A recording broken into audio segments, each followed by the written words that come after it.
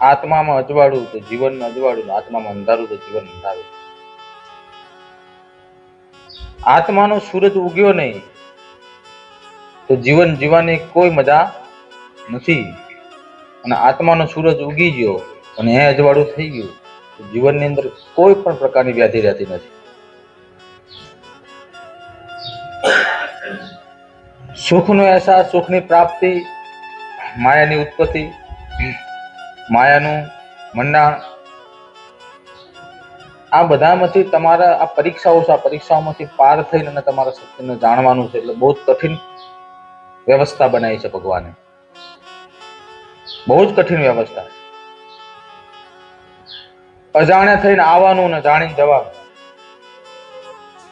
તમે આયા છો તો અજાણ્યા થઈને જ ને, અને પછી જાણી અને જવાનું. જીવન જાણવા માટે છે, કંઈક જાણવા માટે છે, પામવા માટે છે. તમે અજાણ્યા થઈને આવ્યો છો ને જાણવાનું છે. જાણો ક્યારે? તમને તરતા આવડતું હોય તો તમારે ડૂબવાનો તો તમે એક બે વાર ડૂબો તો તરતાનો તમને ખબર પડે કે તરવું પડે. તમને એમને પાણી નાખી દો લાકડા જેમ તરો તો પછી તમારે મહેનત કરવી પડતી નથી. પણ ડૂબવાનો ભય રહ્યો તરતા શીખવાડે છે. તમે તરતા એમને શીખતા નથી. જો તમે એમને જ તરતા હોત તો પછી તમે તરતા શીખવાની કોઈ જરૂર ધરતી નહીં, પણ ડૂબી જવાય છે એટલે એ ભય તમને તરતા શીખવાડે.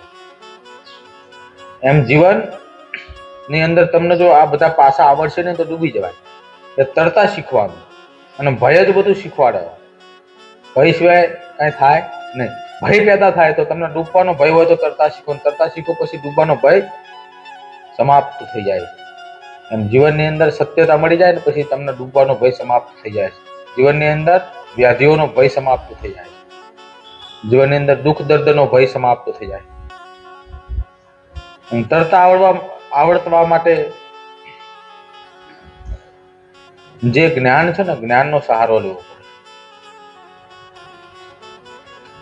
અમીરભાઈ નરસિંહભાઈ,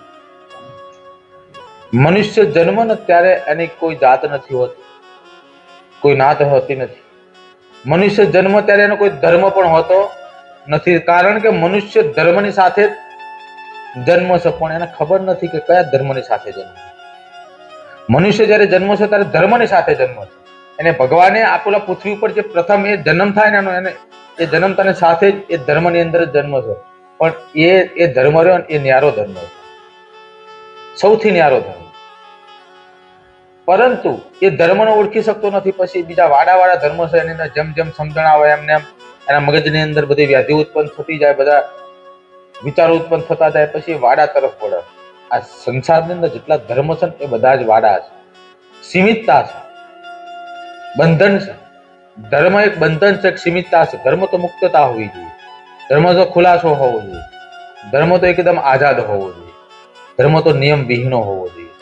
જ્યાં કોઈ મુક્તતા હોય એને ધર્મ કહેવાય. કે માણસ જયારે જન્મ છે ત્યારે ધર્મ સાથે જન્મ છે, પણ એ ધર્મને એને ખબર પડતી નથી. એટલે જે બંધન કરતા છે એની પાછું પોતે આઝાદ હોવા છતાં પણ બંધન કરતાની અંદર હાથે કરી જાય છે. જેમ મનુષ્ય આઝાદ હોય પછી જાતે જેલમાં જાય ને એમ ધર્મને અપનાવો પછી જેલ જેવું લાગે. ખરું ને? સ્વતંત્રતા ગુમાવી દેવાય. જે ધર્મની અંદર સ્વતંત્રતા તમારી છીનવી લેવાય એને ધર્મ કહેવાતો નથી, એને વાડો કહેવાય. એક પ્રકારનો ગોલ રાઉન્ડ કહેવાય, એક વાડો કહેવાય. એની અંદર તમને પૂરી દીધા, એક જેલની અંદર તમને પૂરી દીધા કે જ્યાં તમારી મુક્તતા છીનવી લેવામાં આવે છે એને તમે ધર્મ કીધો. ધર્મ તો મુક્તતા હોય, ધર્મ તો સર્વેનો સમાન વિચારધારા હોય. ધર્મ એ વિચારોનો કોઈ માપદંડ હોતું નથી, જે સેવાનું કોઈ માપદંડ હોતું નથી, જ્યાં લાગણીઓનું કોઈ માપદંડ હોતું નથી. સર્વનું કલ્યાણ અને આખી સૃષ્ટિનું કલ્યાણ એક જ ધ્યેય હોય, એ ધ્યેયને ધર્મ કીધો છે. અને એ ધર્મની વાત છે. મનુષ્ય જન્મતાની સાથે ધર્મમાં જન્મ છે, પણ એને ખબર નથી, એનું નામ નથી, એને ન્યારો ધર્મ છે. એ ન્યારા ધર્મને કહેવાનું શું? ધર્મની બહાર રહો ને એ જ પરમ ધર્મ છે. અસલ ધર્મ તમે કોઈ પણ ધર્મની બહાર રહો, કારણ કે ધર્મ રહ્યો એ વાડો છે, એ મુક્તતા નથી, એ બંધન કરતા છે. અને બંધન કરતા ને તમે ધર્મ માનો તો ધર્મ છે જ નહીં. ખરું ને? મુક્તતા જ એક ધર્મ છે. જ્યાં નિયમો હોય કે આમ કરવું, તેમ કરવું, ફલાણ કરવું, ઢીકણું કરવું, આમ થાય તેમ થાય, એ નિયમોના આધીન કોઈ ધર્મ હોતો જ નથી. જ્યાં મુક્તતા થાય એ ધર્મ છે. મુક્તતા કેવી મુક્તતા? કુદરતને સમર્પિત મુક્તતા છે. મુક્તતા ઘણા પ્રકારની આવે છે, પણ કુદરતને સમર્પિતતાની મુક્તતા, કુદરતની સાથે કદમથી કદમ મિલાઈને ચાલવાની મુક્તતા, કુદરતના દરેક સમયચક્રને સ્વીકારવાની મુક્તતા, કુદરતે જે કંઈ વસ્તુ બનાવી છે એને દરેક વસ્તુનો પ્રેમ કરવાની મુક્તતા, કુદરતે બનાવેલા દરેક જીવની સાથે સ્નેહ કરવાની મુક્તતા, આ બધી જ મુક્તતાને ધર્મ કીધો હશે. તો અત્યારે ધર્મ છે બધા, જેની અંદર બધી મુક્તતાઓ મળે છે ખરી? કોઈ પ્રાણીઓનો પ્રેમ કરે છે ખરું? કોઈ ધર્મની અંદર બલિ પ્રથા છે, કોઈ ધર્મની અંદર હિંસા છે, કોઈ ધર્મની અંદર એક જ વસ્તુને માનવાની કીધી, બીજાને માનવાનું નહીં, બીજા કાફીરો છે. આવા ધર્મની અંદર નિયમો અને બીજાના અપમાનિત થાય, બીજાના જે ખોટા ગણાય, એવા બધા ધર્મના વાડા કહેવાય, આ જેલ કહેવાય, આમાં નિયમો કહેવાય, આમાં આઝાદ તમે છો નહીં.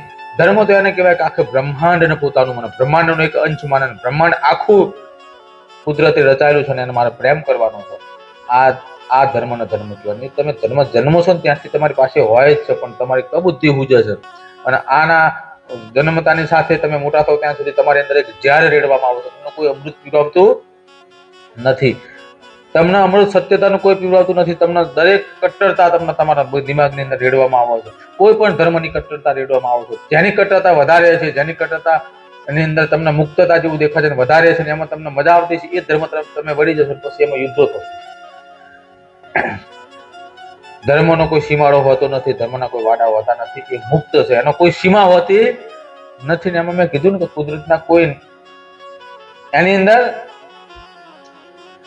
કોઈ પણ પ્રકારના નવા નિયમો હોતા નથી. કુદરતને સમર્પિત બધી જ રીતનું તમને કરવાની છૂટ હોય છે અને ધર્મ કીધો છે. કોઈ ધર્મના નામ દીધા નથી, પણ ધર્મ એક વાડો છે. એટલું કહું છું, ધર્મ વાડો હોવો જોઈએ નહીં, ધર્મ જેલ હોવો જોઈએ નહીં, ધર્મ સીમિત હોવો જોઈએ નહીં, ધર્મ મુક્તતા વાળો હોવો જોઈએ. એટલે તમે જે ધર્મની વાત કરો છો ને એમાં તમે ઊંડાણથી વિચારો. હું તો એમ કહું છું, ધર્મની બહાર રહો. ધર્મની અંદર તમને નિયમ આવશે, તમારી મુક્તતા છીનવાઈ જશે. ધર્મની બહાર આવો, વિચારો. તમે જન્મ્યા હોય જે ધર્મની અંદર, પછી તમે છૂટકો તો છો નહીં, પણ વિચારોની અંદર જે તમારી મુક્તતા રહે ને એને ખુલ્લી રાખો. ધર્મના વાડાની અંદર તમારા જીવના, તમારા આત્માના, તમારી સમજણના, તમારા જ્ઞાનના તમે વાડાની અંદર રાખશો નહીં. ધર્મની અંદર જ્ઞાનના વાડામાં તમે રાખ્યું તો એ ધર્મ જેટલું જ જ્ઞાન તમે પ્રાપ્ત કરી શકશો, વધારે કરી શકશો નહીં. પણ જ્ઞાનને હંમેશા ધર્મની બહાર રાખો. એટલે જ્ઞાન તો અમાપ છે, એ તમને અસલ ધર્મ બતાવજો. અસલ ધર્મ શું છે? ધર્મને શાશ્વતતા, સાત્વિકતા કહીએ, બધી જ તમને ખબર પડે. એટલે જ એ ધર્મના જન્મની સાથે તમે જન્મો છો, એ ધર્મનું સનાતન કીધું તમે, કે જ્યાં કુદરતે આપેલી બધી જ મુક્તતા રહે, એ જ સનાતન છે. કુદરતે આપેલો બધો જ વ્યવહાર એ સનાતન છે. કુદરતે આપેલી બધી લીલાને સ્વીકાર લેવી એ સનાતન છે. કુદરતે આપેલા સમય ચક્રના પરિપૂર્ણ તે સ્વીકારવું એ સનાતન છે. અને આ જ બધું કરી કોઈ છતાં પણ કોઈની સાથે ભેદભાવ ના કરવો એ સનાતન છે.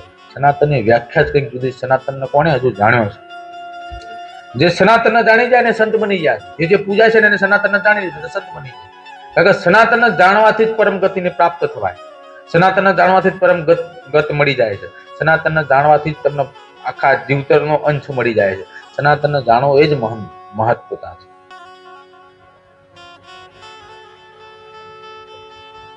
અમીરભાઈ નરસિંહભાઈ પણ ફૂકા ભેગું લીલું બરે છે.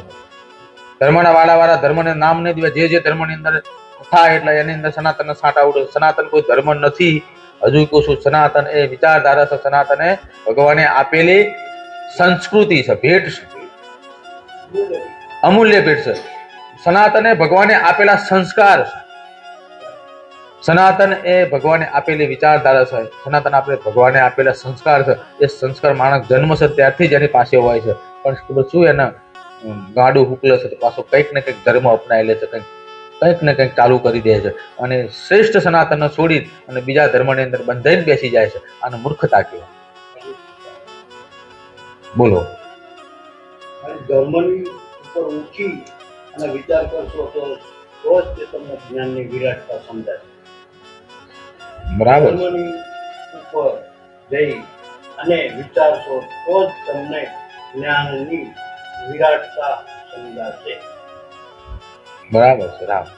ધર્મની અંદર જ્ઞાન સીમિત છે. આપણે મેં વાત કરી ને કે વાડાની અંદર વાડા જેટલું જ મળે, પણ મુક્તતાની અંદર આવો તો દરિયો મળે.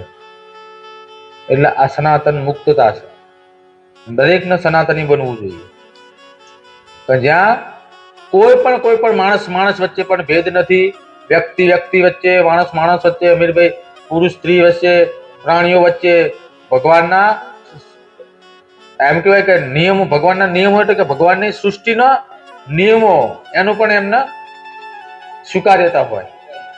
સમય ચક્રની બધી સ્વીકાર્યતાના આનંદથી માનવીને સનાતન છે. એમાં કોઈ વ્યાધિ આવતી જ નથી. એમાં હા સમર્પિત સ્વીકાર્યતા, એમાં કોઈ વ્યાધિ આવતી નથી. એની અંદર કોઈ પ્રશ્ન ઉત્પન્ન થતો નથી. એની અંદર કોઈ જ પ્રકારનું કાંઈ થતું નથી. તમને ના ખબર હોય માણસ સિવાય બધા જ પશુ પક્ષીઓ સનાતની છે. સનાતનમાં ભગવાને આપેલો જે વ્યવહાર છે ને એમ જ જીવે છે. એનાથી મોટું સનાતની કોણ છે? પશુ પક્ષીઓ તમે જુઓ, કોઈ દાડો કોઈ ધર્મના નિયમો પાડતા ભાર્યા? આ મંદિરે જવું, પેલા મંદિરે જવું, ત્યાં એના જ્યાં મેળ પડે આ ધજા પર ત્યાંથી ઉડીને કોઈક દાડો મસ્જિદના મજાકરે બેસી જાય પક્ષી. હા, ત્યાંથી ઉડીને કોઈ ત્યાં જઈને ક્રિશ્ચિયનના ત્યાં બેસી જાય. પણ એના કોઈ ધર્મ, કારણ કે એ સનાતન છે, એની અંદર બધું સમય જાય છે. એને કોઈ વાડો હોતો નથી. મુક્તતાનું નામ સનાતન. મેં કીધું ને, આ પશુ પક્ષીઓ મુક્ત છે એ ખરેખર સનાતની. ભગવાને આપેલો જીવનના એ સરળતાથી સ્વીકારતાથી જીવે છે એ સનાતની છે. પણ મનુષ્યને સનાતનમાં જયારે જન્મ છે ને ત્યારે સનાતની હોય છે. પછી એના મગજની અંદર ઝેર રેડવામાં આવે છે, એક કુબો ઉભો કરવામાં આવે છે, એની અંદર એને પૂરી દેવામાં આવે છે. આખી જિંદગી એની અંદર આ કરાય ને આ ના કરાય ને ફલાણું થયું ઢીકણું થયું એમાં જીવી અને રીબીને મરે છે. એની જિંદગીને મુક્તતા એક હાથે કહીને કોઈ બેસે. આ કરાય ને આ ના કરાય ને ફલાણું થયું ઢીકણું થયું નીકળું થયું એમાં જિંદગી પૂરી થઈ જાય. આ બધું ધર્મમાં જ આવે છે ને, બાંધી રાખવાની વાત. ધર્મ એ બંધન છે. હજુ કહું છું, મુક્તતા નથી. પણ ધર્મ ક્યારે બંધન હોવો જોઈએ નહીં. ધર્મ એટલે મુક્તતા કહેવાય. મુક્તતા એ સનાતન છે. સનાતન જેવી મુક્તતા ક્યાંય છે નહીં. તમે જન્મો અને ભગવાને બનાવેલી સૃષ્ટિ ને બ્રહ્માંડની અંદર જે બધું ચાલી રહ્યું છે ને એકદમ નિર્મળતાથી, જે કોઈ વાડો નથી, જ્યાં બધી મુક્તતા થાય, એનું નામ સનાતન. જે જન્મની સાથે જ પ્રવર્તેલો છે, જે આ પૃથ્વી ઉપર અમે હા, તમારું નિર્માણ, તમારો જન્મ અને તમારું મૃત્યુ વચ્ચેનો વ્યવહાર કુદરતી રીતની ઘટનાક્રમ રહ્યો સનાતન કહેવાય. એની અંદર જીવવાનું. એમાં ક્યાં વાડો આવ્યો? કોઈ ધર્મ નથી આવ્યો. એટલે મુક્તતાથી જીવો. કારણ કે ધર્મની અંદર તો અપવાદો ઉભા થશે, ધર્મની અંદર તો વિખવાદો ઉભા થશે, ધર્મની અંદર યુદ્ધો ઉભા થશે. પણ મુક્તતા અને સનાતનની અંદર ક્યારે યુદ્ધ ઉભું થયું નથી, થશે પણ નહીં. કારણ કે એવી કોઈ પણ એવી નિયમ છે જ નહીં. ત્યાં નકરી મુક્તતા છે. ત્યાં કાંઈ કોઈને કશું કહેવાનું આવતું નથી. ત્યાં કશું પાલન કરવાનું આવતું નથી. ત્યાં કશું બંધાવાનું આવતું નથી. ત્યાં તો તમારું ફક્ત કુદરતની આ લીલાને જોવાની અને કુદરતના આ આખા પરિકલ્પના માણવાનું અને એની અંદર આનંદ લેવાનો. આનું નામ સનાતન છે. અમીરબેન છે. એટલે આ જ આનંદમાં લ્યો. ભલે જીવો તમે જે વાડામાં પૂરે વાડામાં, પણ એ વાડાનું લોક ખુલ્લું રાખો, સનાતનની બારી ખુલ્લી રાખો. એનાથી બહાર નીકળવું હોય તો નીકળી શકાય. એને અહેસાસ લેવા. આ એક બારી જ છે. હું શીખોતર છું. એક દરવાજો છે કે તમને આ ધર્મ નથી, ધર્મના વાડામાંથી આ બધી પ્રયોગોમાંથી તમને બહાર લઈ જશું કે આ નથી અસલ તો આર્યું છે. આવું ક્યારે તમને ખબર પડે? એટલે સનાતનની અંદર જીવો, આનંદ લો, મુક્તતાથી જીવો, કુદરતના નિયમના આધીન થઈને જીવો અને લોકોનું કલ્યાણ કરતા જીવો. એની અંદર કલ્યાણ જ ભરેલું છે. સનાતનમાં કલ્યાણ સિવાય કાંઈ છે નહીં. એટલે કલ્યાણતામાં જીવો તમે અને આનંદથી જીવો. એવું શીખો તરીકે નસીબ. રામ.